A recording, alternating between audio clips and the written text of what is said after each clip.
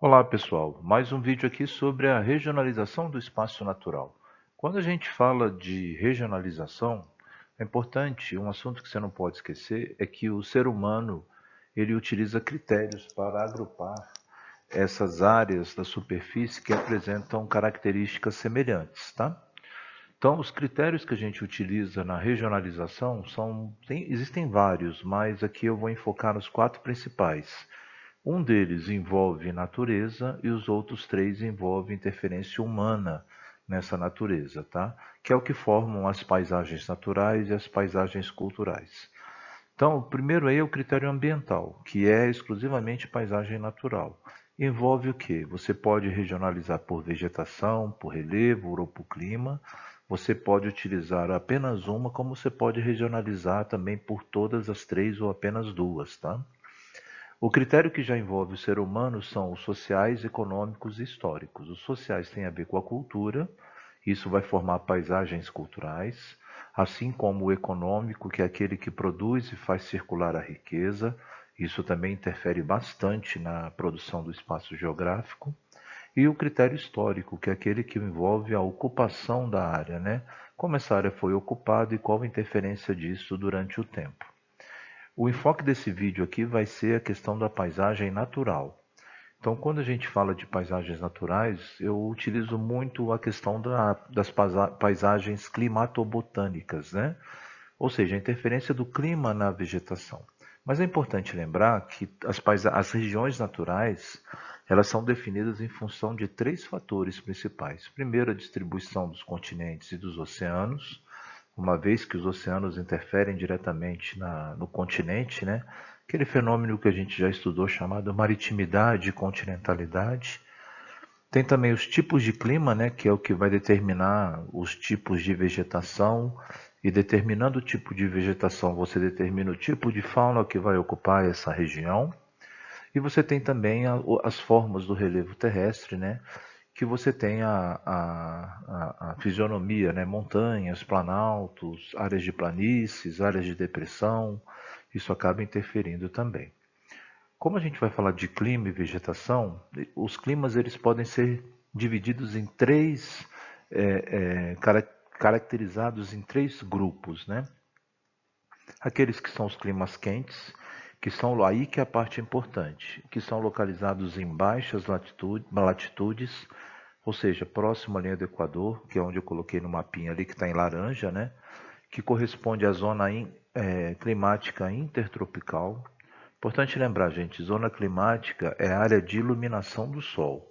Dentro dessas zonas climáticas, você vai encontrar uma grande diversidade de climas, tá? Mas essa informação aí, o que é a zona climática intertropical? É a região que apresenta a maior quantidade de incidência da iluminação da radiação solar, tá?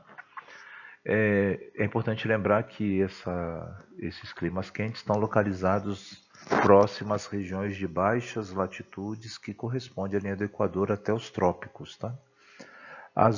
Os de clima temperado, que são aqueles que ficam entre o Trópico de Câncer e o Círculo Polar Ártico, e o Trópico de Capricórnio e o Círculo Polar Antártico. A principal característica aí é a presença das quatro estações bem definidas, tá?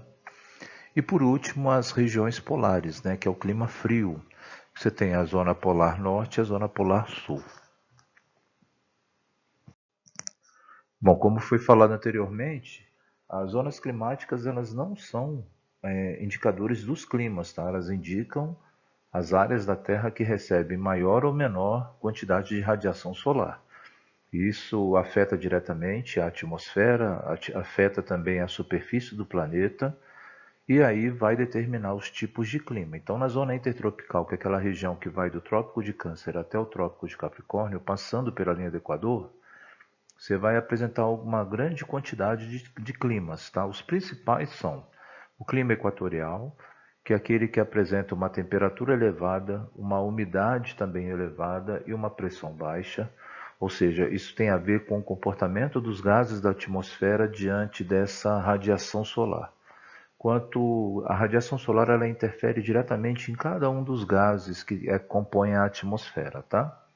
Então, eu coloquei aí, ó, a letra T, U, P, que é a temperatura, umidade e pressão, né? Sendo que a T é a temperatura com a setinha para cima elevada, U, umidade com a setinha para cima elevada e pressão baixa, né?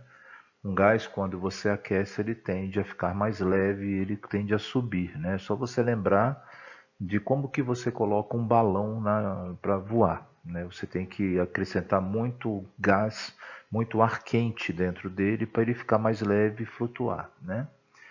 A consequência de você ter um clima equatorial é justamente a formação da floresta equatorial, que aqui no Brasil a gente chama de Amazônia, né?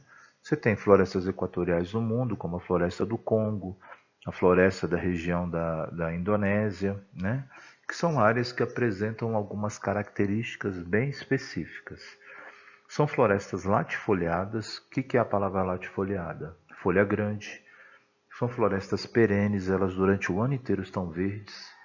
São florestas higrófitas adaptadas à umidade e florestas heterogêneas, que tem a ver com a diversidade de espécies que tem por conta desse clima, tá?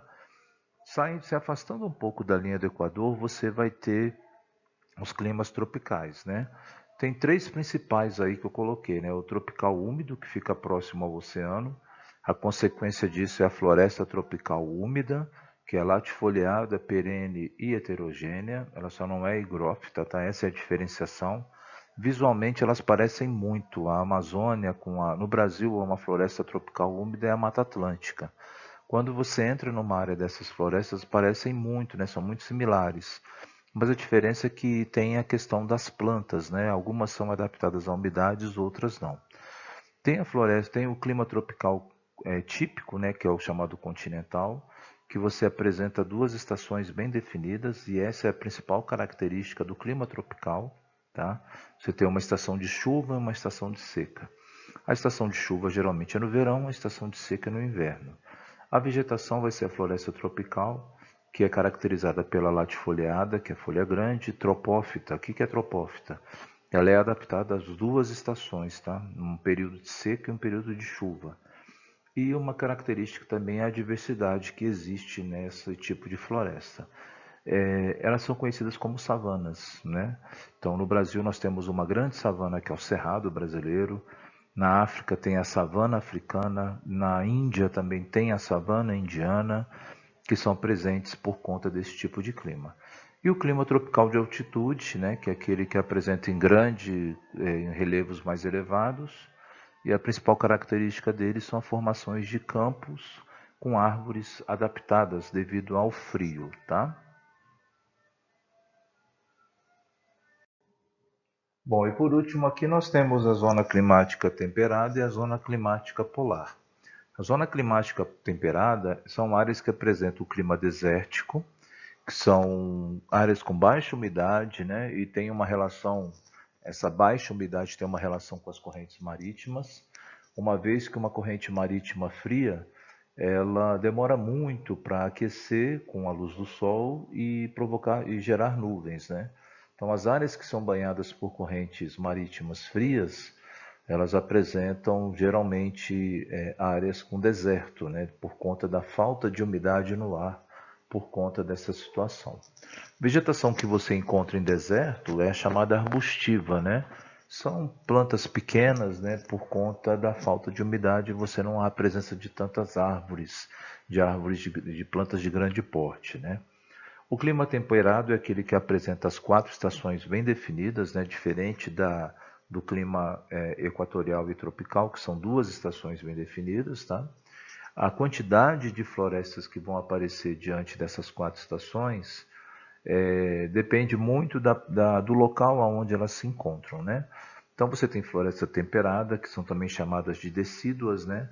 São aquelas que perdem as folhas, né? E elas se encontram próximas ao mar. Também são conhecidas como caducas, né? Caducifólia, que é quando cai a folha. Tem a área de vegetação continental, que são as pradarias, que são campos, né? E próximo aos círculos polares, você tem a presença da taiga. O que é a taiga? É uma floresta de coníferas, que são pinheiros, né? Essas florestas geralmente são homogêneas, significa que tem poucas espécies, tá? A principal predominante é o pinheiro, tá? Que é uma planta adaptada, e elas são aciculifoliadas. O que é aciculifoliadas? As folhas são em forma de agulha. A folha do pinheiro, ela parece um espeto, parece uma agulhinha, né? E na zona climática polar, a gente tem o clima polar, que é muito frio, né? E nele aparece a tundra, que é uma vegetação que se apresenta apenas no verão. É formada por plantas de pequeno porte, né?